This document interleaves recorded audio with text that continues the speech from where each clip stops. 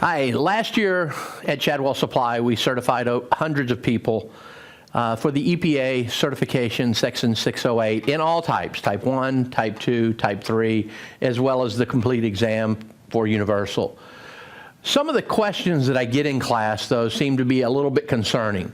In other words, my supervisor doesn't do it that way. We're not doing it that way on our property. And simply put is because in my career where I've done this since 1990. So I've certified, if not thousands, tens of thousands of guys out there in the field. So what they're not aware of is as of January 18, as well as January 19, 2018, 2019, January 1 of both of those years, little changes have happened. And now we've evolved to what it is today. What's happening now is the EPA certification 608 test has now gotten a little more difficult. There's a lot of new requirements, and the comments that I'm getting about not doing it this way is that some of the guys don't know that we're previously certified because they don't have to come back to get recertification. It's just their responsibility to keep up with future changes in the law. Well, some of the new laws of record keeping and requirements is to track all refrigerant usage on all equipment that's 5 to 50 pounds of refrigerant. Before, it was just 50 pounds and above. We had to cover the leak rate ratios and how much we're recovering.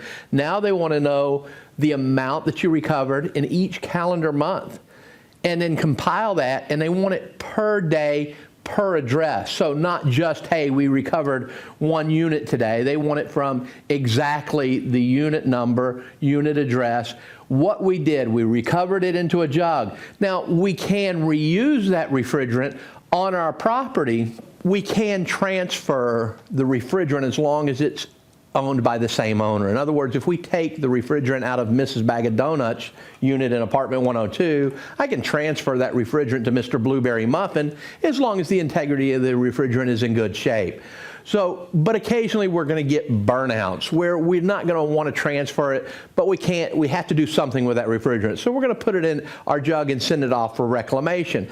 That paperwork also has to be tracked if that piece of equipment is over 5 pounds. In most of our straight tool applications, when you look at the data plate, are over 5 pounds. Here's 1.5 tons, and on this data plate it says 5 pounds, 2 ounces. That 2 ounces now pushes me over to the point where I have to track this refrigerant from start to finish that came out of this unit, although it is a small unit.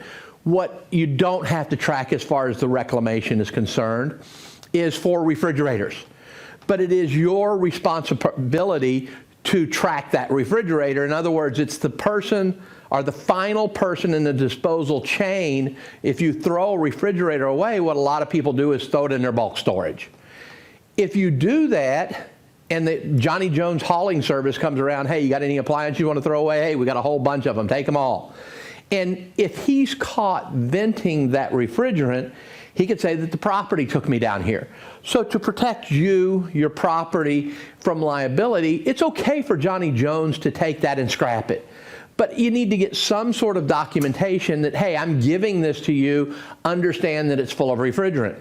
The wise thing would be to do is before you do anything, if you're going to throw a refrigerator away, is recover the refrigerant out of it, store it in an external container. That way you know when you give it to Johnny Jones, he's not going to unscrupulously do something with that refrigerant, cut the lines, let it go. So think about it in an ethical standard. I kind of know what he's going to do with that. So if I go ahead and recover it ahead of time, then I've covered me, everybody. I don't necessarily have to get a piece of paper signed from him because I have it in my notes that I have recovered that. And it is required only on 5 pounds, and not necessarily for that, but it removes me from the liability. Also, now with the newer employees coming on board, you're having to reach out and get them certified somewhere. Back previously, before 2018, the test was, I wouldn't say easier and give me by any choice, but it was more successful. We had a lot more people passing, and the pass ratio was very high. because it only covered CFCs and HCFCs. Now that we've regulated, as of 2018, all refrigerants are regulated, whether it's a CFC, an HCFC, an HFC, the 410A, and some of the new refrigerants that you haven't even maybe started to use yet, like the HFOs, hydrofluoroolefins.